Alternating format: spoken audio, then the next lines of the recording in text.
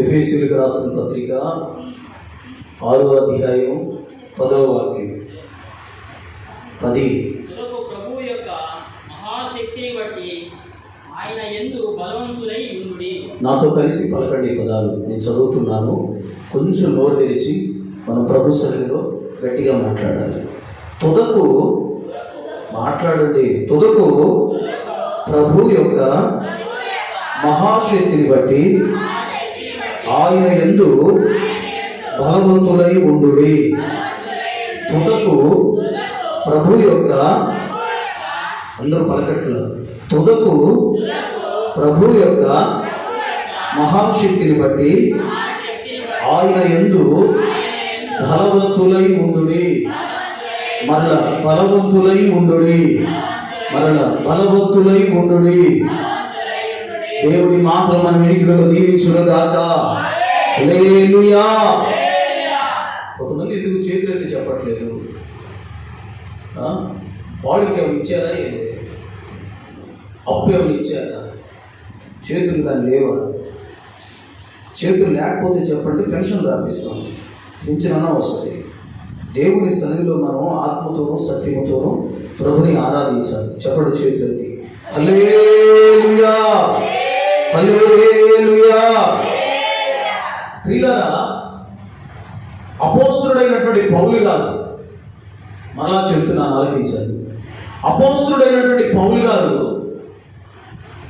ఎఫెసీ సంఘ విశ్వాసులతో మరియు నేటి యుగాంతమందున్నటువంటి మనతో మాట్లాడుతున్న ఒక పెద్ద సవాల్తో కూడినటువంటి మాట ఇది. ఏంటి మాట అని ఆలోచిస్తే,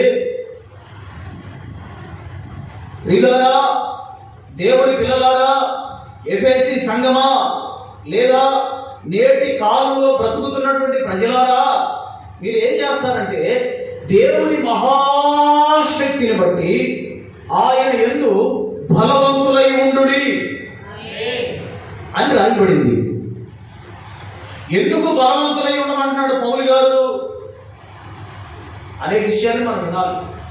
ఎందుకు బలవంతులై ఉండాలి మనం? దేని కొరకు బలవంతులై ఉండాలి మనం? ఇంత తింటారు కొంతమంది, ఇంత తింటారు. వాళ్ళని ఇంత పెద్ద పంచి పెట్టే చేయలేదు. తినేదే స్వచ్ఛగా, చేసేది కూడా స్వచ్ఛ పని. కొంతమంది ఇంత తింటారు. వాళ్ళు కొంచెం పర్వాలేదు. కొంతమంది ఇంత తింటారు, కొంతవరకు మేలు. అంతకంటే ఎక్కువ తిన్నారనుకో దేనికి పనికిరాం, నిద్ర వచ్చేస్తుంది. అందుకని ఎంత తినాలో అంతే తినాలి. కొంతమంది తినడానికే కూర్చుంటారు పాపం. కొంతమందికి ఎంత ప్రతిలాడినా లేదు. ఈ రెండు తెగల వారు మనకు కనిపిస్తూ ఉంటుంది. ఏదేమైనప్పటికీ కూడా మనం తింటుంది దేనికయ్యారంటే బ్రతకడానికి. మనం తింటుంది దేనికయ్యారంటే బలం కోసం. మనం త్రాగుతుంది ఏంటిది? నీళ్ళైనా కానీ, లేకపోతే ఇంకేదన్నా కూల్ డ్రింక్సే కానీ, పళ్ళ రసాలే కానీ, ఏదైనా సరే మనం త్రాగుతున్నాము అంటే బలం కోసమే. హాస్పిటల్కి వెళితే ఎంత పెద్ద కోట సీసా ఇస్తారు వాళ్ళు. దేనికి అంటే 3 పూట్ల 3 మూతలు పోసుకొని తాగండి, టానిక్ పోసుకొని తాగండి, బలహీనులుగా ఉన్నారు కనుక కాస్త బలం. ఇది పళ్ళ రసాలతో తయారయ్యే యాంటీబయోటిక్ టానిక్ ఇది, కాబట్టి ఇది తాగండి అని చెప్తారు డాక్టర్లు. బాగా నీరసించిపోయిన హాస్పిటల్కి వెళ్తే వెంటనే సెలైన్ పెడతారు, బీపీ ఎంతుందో చూస్తారు, బాడీ టెంపరేచర్ ఎంతుందో చూస్తారు, అంటే నీకు జ్వరం ఎంతుందో చూస్తారు, దానిని బట్టి నీకు ట్రీట్మెంట్ చేస్తారు. మొన్న మధ్య ఒక అమ్మాయి 5వ నెల అప్పుడు అనుకుంటా బాలింత కూడా చనిపోయింది. మా కూతురు వరుస అవుతుంది. భయంకరమైన వర్షాలు మొన్న. ఆ వర్షాలలో ఆ తగ్గిపోయిందిలో ఏం కాదండి కోడుకూర తిందంటే ఎప్పుడో మరి ఆ ఇల్లు మొత్తం ఈవురు వచ్చేస్తుంది. సౌత్ మట్టి, అది మీలాగే సౌత్ మట్టి. ఈమెలు వస్తా ఉంటే గోడలకు ఎక్కిపోతాయి. ఈమెది ఉబ్బలు భయంకరంగా మీలా అంటే మీరు కూడా అట్లాగే ఉబ్బలు అటు పోతే ఆ బాడ ఒకసారి పోతే మొత్తం ఉబ్బలే. ఆ దారిని వస్తూ ఉంటే నీళ్లు ఉబ్బికి వస్తూ ఉన్నాయి, నీళ్లు కాలంలాగా మారుతూ ఉన్నాయి ఉబ్బికి. అట్లాంటి నేల వాళ్ళది, గోడలకి చెమ్మ వచ్చేస్తుంది. ఏంట్రా బాబు పరిస్థితి అంటే, తగ్గిపోయిందిలే అనుకుంటుంది, తింటున్నారు, తిరుగుతున్నారు. ఒక రోజుకి అపస్మారక స్థితి, కోమలకి ఎంత లేపిన తగ్గినా లేవట్ల, గిచ్చుతున్నా పలకట్ల, చనిపోయింది. 5 నెలల పాపే కదా, ఇంతకుముందు కూడా పాపే. 3 పాపలు, అంటే ఇంతకుముందు 2 పాపలు, ఇప్పుడు ఒక పాప, మొత్తం 3 పాపలు. పిల్లలకి వచ్చింది ఊరికి, వీళ్ళ ఇంటి పక్కనే నా కూతురు వరుస అవుతుంది. ఆ పాప చనిపోయింది. బాధ్యత కూడా అయ్యా చనిపోయిందన్న. అతిగా తినకూడదు కదా, తినకూడదు అని చెప్పిన దాన్ని తినకూడదు, తినాల్సిన సమయంలో తినాలి. ఎందుకు తినాలి అంటే బ్రతకడం కోసం, ఎందుకు తినాలి అంటే బలం కోసం. ఇదిగో పౌలు గారు కూడా చెప్తున్నటువంటి మాట ఏంటో తెలుసా? నాయనా, మీరు క్రీస్తు మహాశక్తిని బట్టి బలవంతులై ఉండండి. చెప్పండి గట్టిగా, హల్లెలూయా.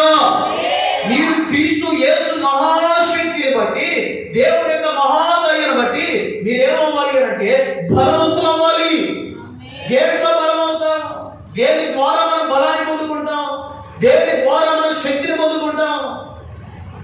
అన్నం తింటే బలం వస్తుంది, పండ్లు తింటే బలం వస్తుంది, లేకపోతే పండ్ల రసాలు తాగితే బలం వస్తుంది. మరి దేవుని యందు బలవంతులై ఉండాలంటే ఏం చేయాలి?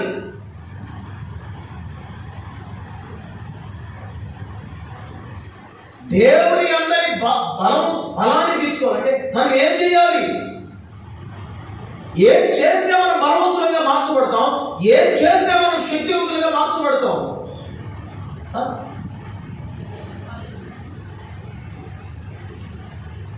ఏం చేయాలి అంటే రోజు రోజుకి. అందుకే పౌలు గారు అంటారు, నేను పలుమార్లు రాళ్ళతో కొట్టబడ్డా. రాళ్ళు తీసుకొని పిచ్చి పిచ్చి కొట్టారు యేసుప్రభు పౌలు గారు.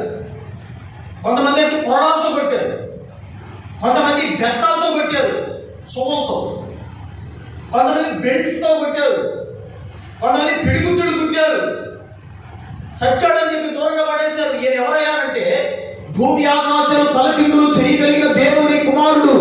హల్లెలూయా. ఒక దురాత్మ చెబుతుంది పౌలు గారి గురించి. ఏమని చెప్తుంది? ఇదిగో నా వెనక వచ్చుచున్నటువంటి వ్యక్తులు పౌలు శీలలు నడిచి వెళ్తుంటే, ఇదిగో ఈ వ్యక్తిని మీరు వెంబడించండి, వీరు భూమి ఆకాశంలో తలకిందులు చేయవారు. హల్లెలూయా. భూమి ఆకాశం తలకిందులు చేయవారు, మీకు సత్య సువార్తను ప్రకటించగలిగిన వారు వీరే అన్న మాట పౌలు గారిని చూసి, శీలలను చూసి ఒక దురాత్మ పట్టినటువంటి చిన్నది చెప్తుంది ఈ మాట. అలాంటి భూమి ఆకాశం తలకిందులు చేయగలిగినటువంటి ఒక మహాశక్తి కలిగినటువంటి పౌలు గారట అనేక మార్లు దెబ్బలు తిని చనిపోయేటువంటి ఆఖరి స్థితిలో వదిలి వెళ్ళిపోయేవాళ్ళట. అనేక పర్యాయాలు నీళ్ళ మీద, అనేక పర్యాయాలు రాళ్లతో, అనేక పర్యాయాలు కొరడాలతో, బెత్తాలతో, పిడిగుద్దులతో ఆయన బాధించబడినటువంటి వ్యక్తి.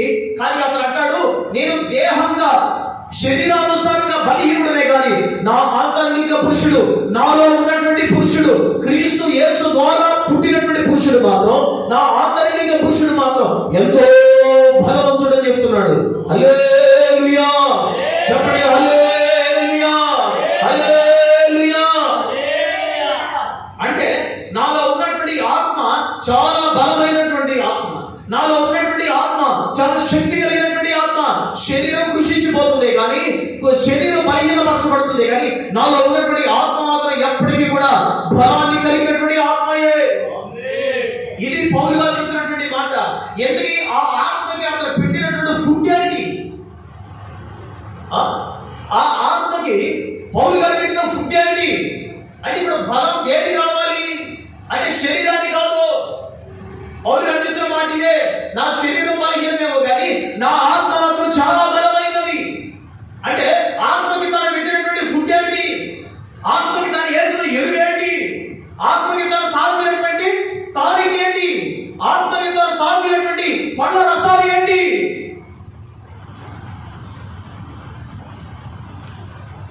ప్రియులారా, ఇప్పుడు పౌలు గారు చెప్తున్నటువంటి మాట ఏంటంటే,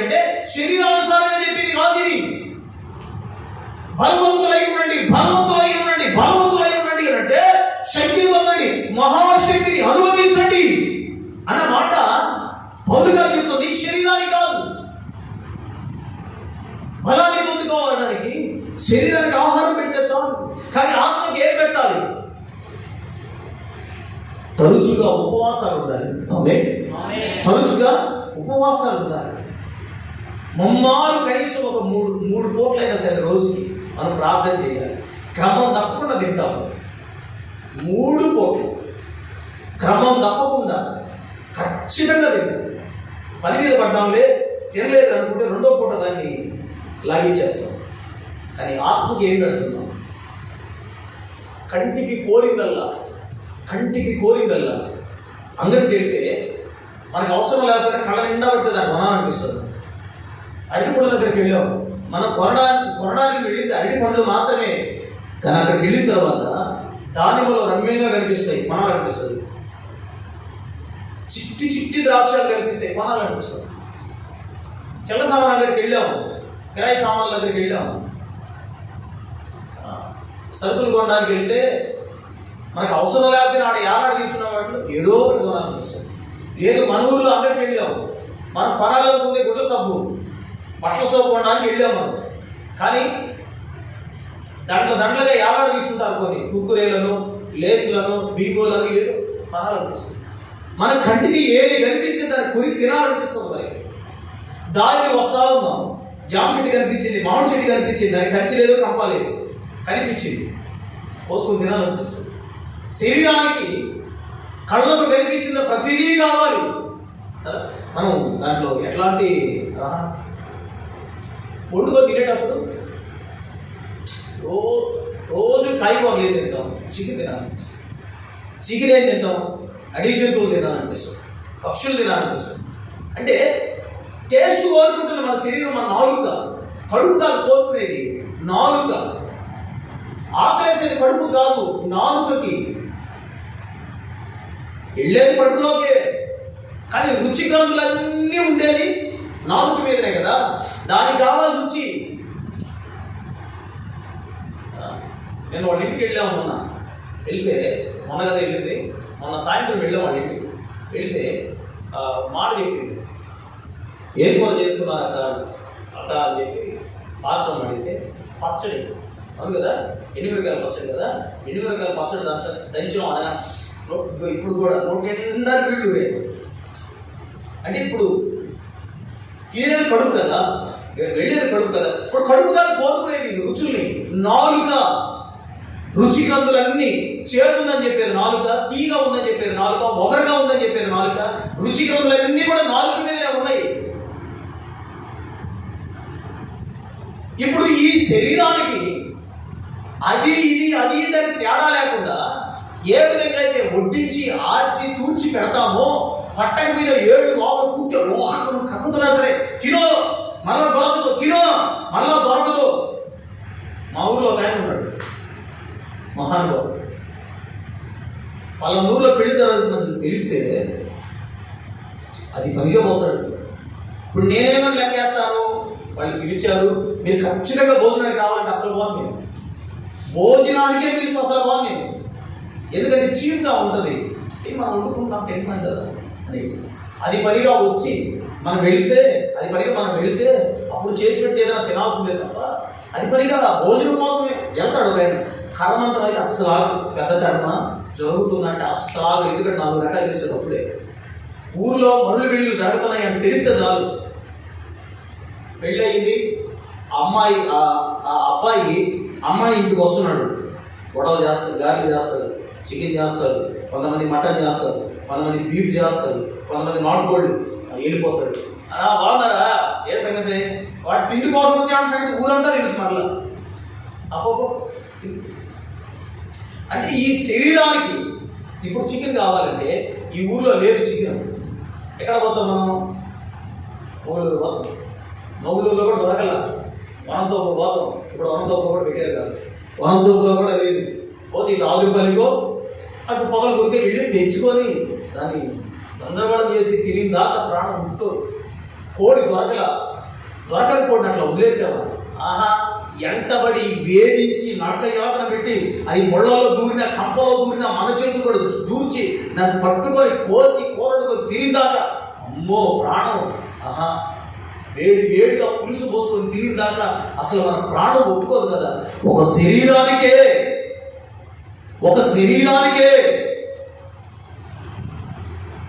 మట్టిలో మట్టి, దుమ్ములో దుమ్ము కలిసిపోయేటువంటి ఒక శరీరానికే మనం ఎంత ప్రాధాన్యత ఇస్తే, పౌలు గారు చెప్తున్నారు, వినండి ఏమని చెప్తున్నారు ఆయన.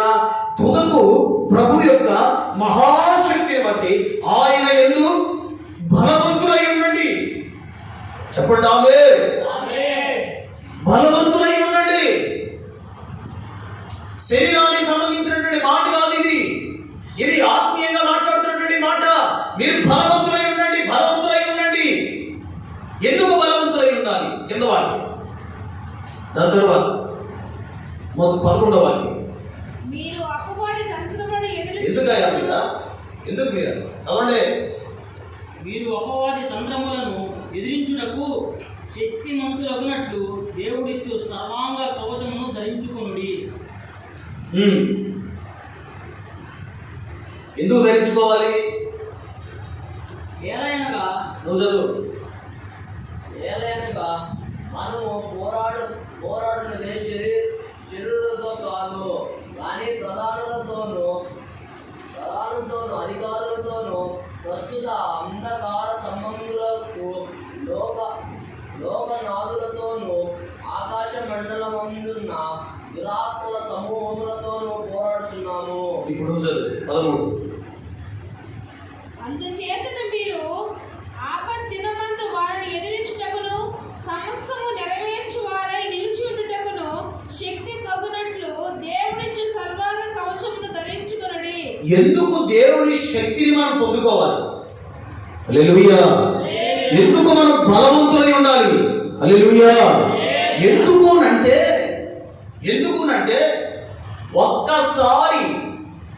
ఒక్కసారి ఇప్పుడు నేను చెప్పాను కదా, 3.5 లక్షలు కాలిపోయిందని చెప్పాను కదా. అది ఎందుకు జరిగిందంటే ఈర్ష్య. ఎడుతున్నారా వీళ్ళు? మేకలు కొన్నారు, ఆటోలు కొంటున్నారు, ఆనకి ప్రార్థన జరుగుతున్నాయి, మంచి బట్టలు వేసుకుంటున్నారు. మన పిల్లగాలేమో, మన పిల్లలేమో ఈ విధంగా చిరిగిన బట్టలు వేసుకొని చాలని బ్రతుకులతో అలా బ్రతుకుతా ఉంటే, వీళ్ళు మాత్రం ఉన్నతంగా బ్రతుకుతున్నారా? 1-2 ఆటోలు కొన్నారు, ఈ మేకలు కొంటున్నారు, తర్వాత బంగారం కొంటున్నారు. అసలు ఎదురా వీళ్ళు బ్రతుకు? వీళ్ళు ఎలాగైనా నాశనం చేయాలని ఒకడు పన్నాగం పన్నాడు. ఒకడు వేసిన పని అది. ఒకడు పన్నాగం పన్నాడు, కాల్ చేశాడు, ఊరు పెట్టి వెళ్ళిపోయాడు. మరి అంతా అయిపోయింది. దేనికి జరిగింది అంటే ఈర్ష్య. ఇప్పుడు వాడిని ఎదిరించాలంటే మనకి కొన్ని సెక్షన్లు ఉన్నాయి, కొన్ని అధికారాలు ఉన్నాయి. వాటితో మనం ముందుకు వెళ్ళవచ్చు, పట్టుకోవచ్చు, భయంకరంగా శిక్షించవచ్చు. అది వేరే సంగతి. కానీ పౌలు గారు చెప్తున్నటువంటి మాట ఏంటో తెలుసా? నీవు ఒక్కసారి ప్రభు అయినటువంటి యేసుక్రీస్తుని అంగీకరించావా? ఆమేన్. ఒక్కసారి నీవు ప్రభు అయినటువంటి యేసుక్రీస్తుని అంగీకరించావా? ఆయన రక్షకుడిగా స్వీకరించావా? ఆయన నామములో నీవు క్రొత్త జన్మను జన్మించడానికి బాప్తిసం పొందావా? ఆయన అరచేతుల్లో చెక్కబడినటువంటి పేరుని నువ్వు పెట్టుకున్నావా? అంతే. నీకు ఈ లోకంతో ఉండేటువంటి శత్రువుల కంటే కూడా ఇంకొక శత్రువు కూడా యాడ్ అవుతాడు, ఇంకో శత్రువు కూడా తయారవుతాడు. వాడి పేరు అపవాదైన సాతాను. వాడి పేరు చెప్పండి, వాడి పేరు. వాడు వస్తాడు, అసలు వాడు కూర్చుంటాడు. ఇప్పుడు అసలు శత్రువు నీకు ఎవరంటే అపవాది. పౌలు గారు ఏమంటారు? మీరు దేవుని యొక్క మహాశక్తిని బట్టి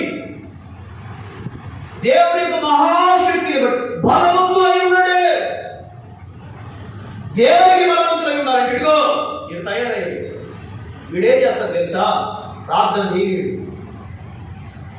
మందిరానికి వెళ్ళనీయుడు, పాటలు పాడనీయకుండా నోటికి తాళం వేసేస్తాడు, ప్రార్థన చేయకుండా కాళ్ళకి బంధకాలు వేస్తాడు, చేతులకి ఆరాధించకుండా చేతులు నరికేస్తాడు, ఉపవాసం ఉండనివ్వకుండా కడుపుకు తాళం వేస్తాడు. యేసయ్య ఏదైతే చెప్పాడో అది ఏది చేయకపోగా దానికి వ్యతిరేకంగా మాట్లాడేటట్టుగా చేస్తాడు. వాడు చేయడు, మన చేతనే చేపిస్తాం. ప్రార్థన వీడు చేయడు, పాటలు వీడు వాడు, ఉపవాసం వీడు ఉండడు, ఆరాధన వీడు చేయడు, చేతులెత్తి ప్రభు స్తోత్రం వీడు చెప్పడు. అవన్నీ చెబుతూ చేస్తూ ఆచరిస్తున్న మనం చేయడు. అది ఇక్కడ గొప్ప విషయం. అందుకని మీరేం చేస్తారు? మీరు అపవాది తంత్రములను ఎదిరించుటకు దేవునికి మహాశక్తిని బట్టి బలవంతులై ఉండండి అంటాడు పౌలు గారు. హల్లెలూయా. వీడికి వారవలేడు.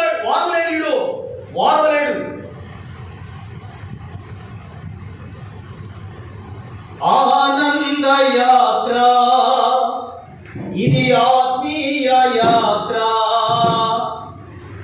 యేసుతో నూతన యెరూషలేము యాత్ర, మన యేసుతో నూతన యెరూషలేము యాత్ర,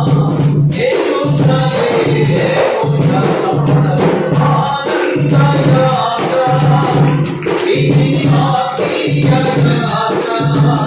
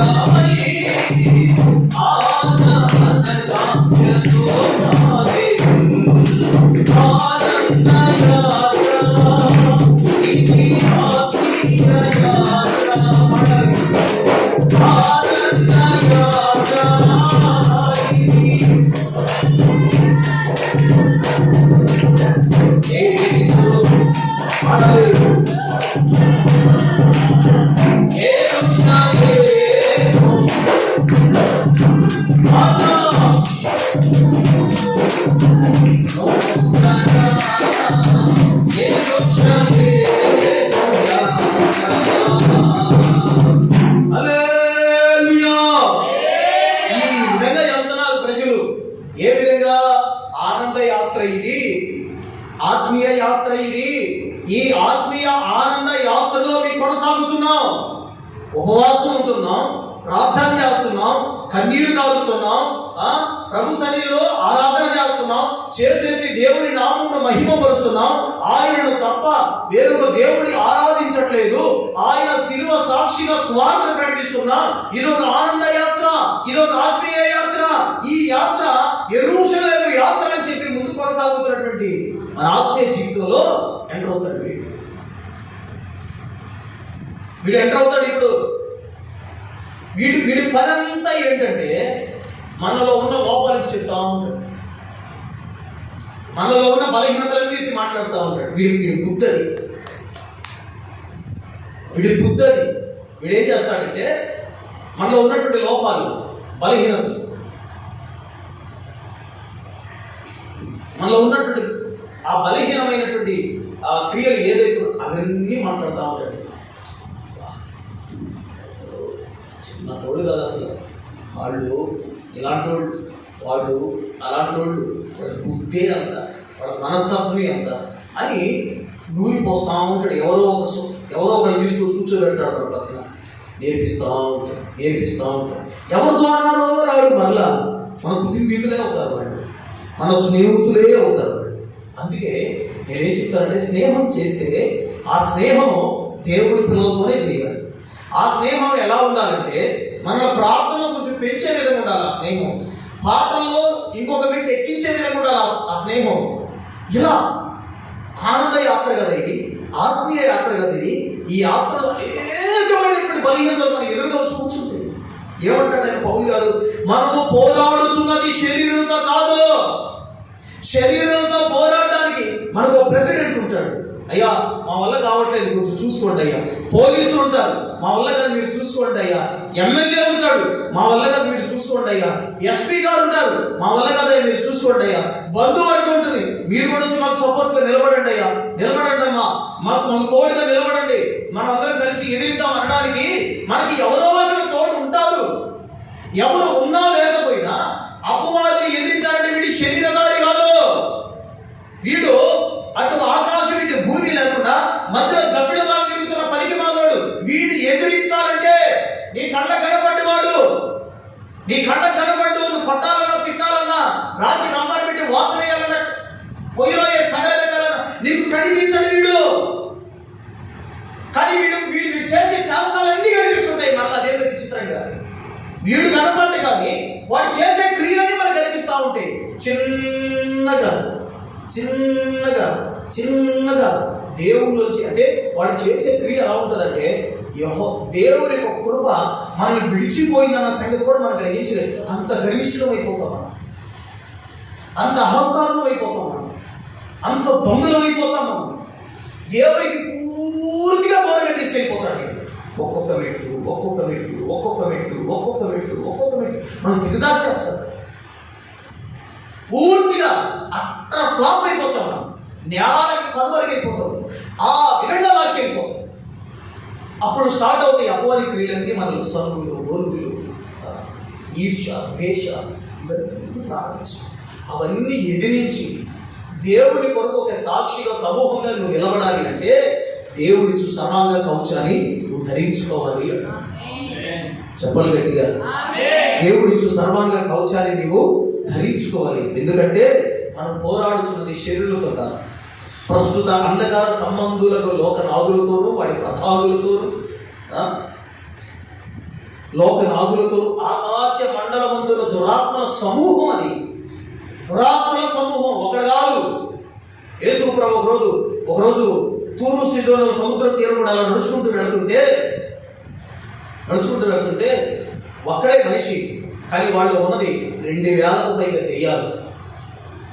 2000కు పైగా దెయ్యాలు అల్లాడిపోతున్నాడు.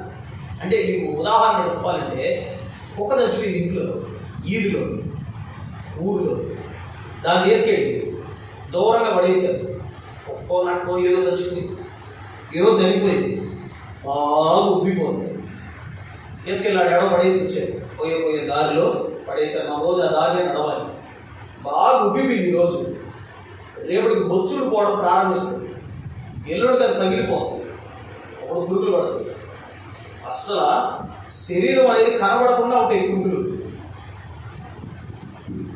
దీని శరీరం ఎంతో దానికి డబల్ ఉంటాయి పురుగులు. అక్కడ శరీరం అయిపోగానే ఇక్కడ కనపడదు ఒక పురుగు కొట్టింది అక్కడ. అదేందుకు విచిత్రంగా ఎప్పుడైనా గమనించారో లేదు.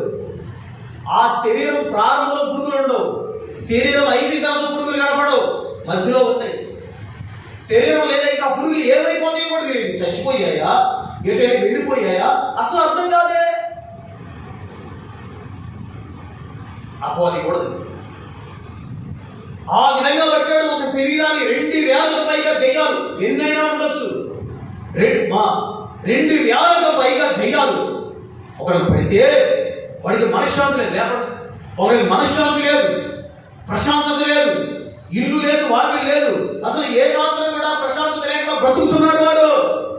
యేసు ప్రభువు వారు వెళ్ళి వాడిని తట్టి ముట్టి దురాత్మలు దండిస్తే పందుల గుంపులో పడ్డాయి, సముద్రపు అలలకి ఎదురొస్తున్నటువంటి అలలకు ఎదురుగా వెళ్ళి పడి చచ్చిపోయాయి. ఈ విధంగా మనం పోరాడుతున్నది ఒక్కడితో కాదు, ఆకాశ మండలమందుల దురాత్మల సమూహం అట. ఎన్ని రకాలు వీళ్ళు చూడండి అన్నమాట, ఎన్ని రకాలు వీళ్ళు. మనము పోరాడుతున్నది శరీరంతో కాదు, ప్రధానులతో, అధికారులతో, ప్రస్తుత అంధకార సంబంధులతో, లోకనాథులతో, ఆకాశ మండలమందున్న దురాత్మల సమూహం. అంటే దాదాపు 5-6 గుంపులతో పోరాడుతున్నాం, దాదాపు 5-6 గుంపులతో పోరాడుతున్నాం మనం. వీళ్ళు మరలా 5-6 కాదు, 5-6 గుంపులతో కొన్ని వేల లక్షల కోట్ల మంది ఉన్నటువంటి ఆ దురాత్మల సమూహంతో మనం నిత్యం పోరాడాలి. అందుకని మీరేం చేస్తారు, దేవుడు అనుగ్రహించు సర్వాంగ కవచాన్ని ధరించుకోండి. ఆమేన్. దేవుడు అనుగ్రహించు సర్వాంగ కవచాన్ని ధరించుకోండి. వాడు వేసే అగ్ని బాణాలను ఎదిరించడానికి విశ్వాసం అనే డాలును పట్టుకోండి.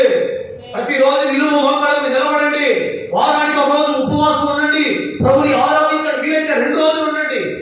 కనీసం ఒక పూట ప్రభు సన్నిధిలో ఉపవాసం ఉండి ప్రభుని ఆరాధించండి. పాటలు పాడండి. పాటలు పాడినీయుడు, మోకాళ్ళీయుడు, ఉపవాసం ఉండనివుడు, ఆరాధించినవుడు, చేతులెత్తినవుడు, మోకాళ్ళీయుడు, అసలు దేవుని సన్నిధి సక్రంగా రానివాడు. వీడి బ్రతుకంతా ఏంటంటే నేను ఎలాగో దేవుని సన్నిధి నుంచి వెలివేయబడి పడిపోయిన వాడును, ఇక ఎవడు కూడా పరలోకానికి రాకూడదని, పరలోకానికి వెళ్ళకూడదని, ఆ మోక్షంలో ఉండకూడదని, దేవుని కుడిపార్శ్వముతో ఆశీనులై ఉండకూడదని చెప్పేసి వీడు నిత్యం పోరాడుతూ ఉన్నాడు. హల్లెలూయా. కాబట్టి వాడు ఎదిరించాలంటే మనకి విశ్వాసం కావాలి. విశ్వాసం కావాలంటే ప్రతిరోజు ఆత్మకు మనం ఏం చేయాలి? ప్రార్థన అనే ఫుడ్ పెట్టాలి, ఉపవాసం అనే ఫుడ్ పెట్టాలి, మోకాళ్ళ అనుభవం అనే దాన్ని తీసుకొని రావాలి. అందుకే పౌలు గారు అంటారు, దానికి ఎంతమంది కొట్టినా ఎంత వెలివేసినా నేను శారీరక పరంగా చాలా బలహీనుడు కానీ ఆత్మీయ చాలా బలవంతుడు, ఆంతరిక పురుషుడు చాలా బలవంతుడని మాట్లాడతాడు ఆయన. దేవుడికి మహిమ కలుగును గాక. ఒక శరీరానుసారంగా మనం చాలా బలహీనమై ఉండొచ్చు కానీ ఆత్మీయంగా మాత్రం ఎల్లప్పుడూ బలవంతులమై ఉండును గాక. ఉపవాసానికి మన శరీరాలు అప్పగించుదుము గాక. మోకాళ్ళకి మన ఆత్మీయ జీవితాన్ని అప్పగించుదుము గాక. 10 మార్లు ప్రార్థన చేసిన మనసును ప్రభు మనకి ఇచ్చును గాక. గొంతెత్తి పాడే మనసును ప్రభు మనకి ఇచ్చును గాక. సిగ్గు అనే దెయ్యాన్ని ప్రభు తొలగించును గాక. హల్లెలూయా, హల్లెలూయా. దేవుడు అనుగ్రహించు సర్వంగా కవచాన్ని మనం ధరించుకోవాలి. అది ఎప్పుడు అంటే ఈ 3 రోజుల్లో. ఒకవేళ కోల్పోయావా, ప్రార్థన జీవితాన్ని కోల్పోయావా, ఆత్మీయ జీవితాన్ని కోల్పోయావా, పాటలు పాడడం మానేసావా, మోకాళ్ళేయడం మానేసావా, దేవుడు అనుగ్రహించు సర్వంగా కవచాన్ని ధరించుకునే ఆ శక్తిని నువ్వు పొందుకోలేకపోతున్నావా? అయితే నీ ముందు 3 రోజులు ఉంది. నూతన సంవత్సరంలో మనం అడుగు పెట్టబోతున్నాం. ఆ నూతన సంవత్సరంలో నూతనమైనటువంటి తలంపుల చేత మనం అడుగు పెట్టాలి. నూతన ఆలోచనల చేత మనం అడుగు పెట్టాలి. నూతన ఆత్మీయ జీవితం చేత మనం అడుగులు వేయాలి. నిశ్చయముగా 2026వ సంవత్సరంలో ఒక దేవదూతను పోలిన మనుషులుగా మనం మార్చబడాలి. అటు ప్రభు మనకు అనుగ్రహించును గాక. ఈ 3 దినాలు మానక దేవుని సన్నిధిలో మనం బ్రతుకుదుము గాక. కాబట్టి ప్రభుని ఆరాధించాలి. మాకు ఇళ్ళు ఉన్నాయమ్మా,